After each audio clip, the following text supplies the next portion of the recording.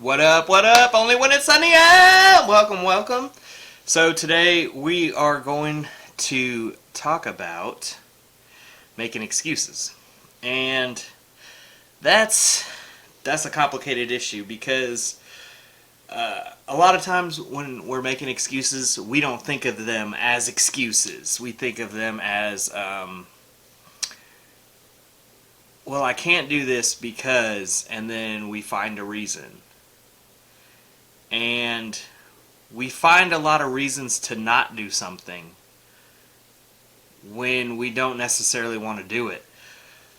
But on the other end of that spectrum, we find a whole lot of reasons to do something if we want to do it. So, you know, you gotta start, you know? Gotta start making progress, and you gotta stop making excuses, you know? Everyone's got excuses. I can come up with a million excuses as to why not to do something.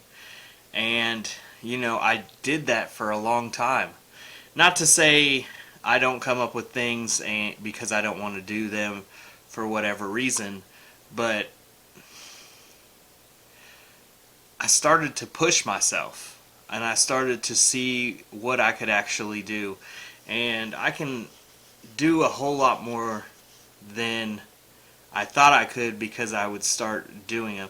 And most of the time, the hardest part is going to be in the beginning. When you start, it's the hardest because, like, we don't know what we're doing. And, you know, that's difficult. But the further along I've gotten places, the more I've actually liked to do things. And that's where I discovered a lot of interests that I didn't know I had, you know? And, you know, we can make excuses every day, and I'm sure that we probably do.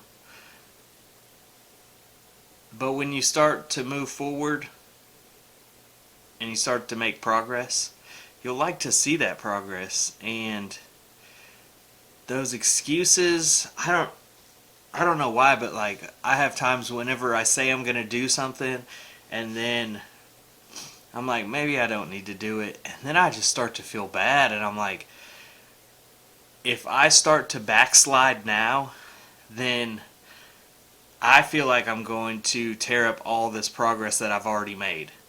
And I don't want to do that. So I choose to, instead of making excuses, I choose to make progress. So don't let a little resistance stop your persistence.